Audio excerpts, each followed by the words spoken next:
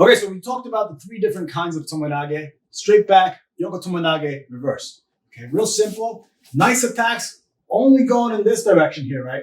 In this attack, not exposing my back, right? Which is very high risk, right? High risk, but high reward, right? 3 directions. If I miss, newaza. That's what I like, right?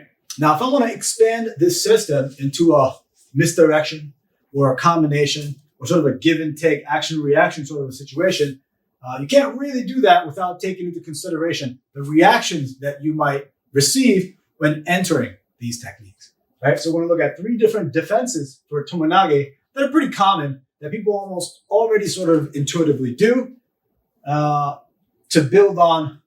in order to build the entire system. Okay, so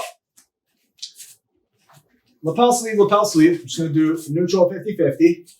George wants to do Tomoe Nage in this direction. Okay, most basic. Okay, George is going to start leaning back to go Tomoe Nage. I'm going to resist in this direction. Okay, resisting in this direction, right? Is it easy to go Tomoe Nage now? It's very difficult because I'm using my legs to change directions.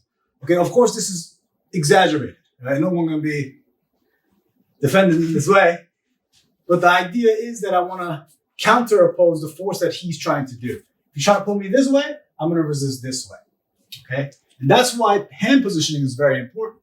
Because if I'm pulling George this way and he's resisting back that way, right, there's no advantage here because I can just switch directions.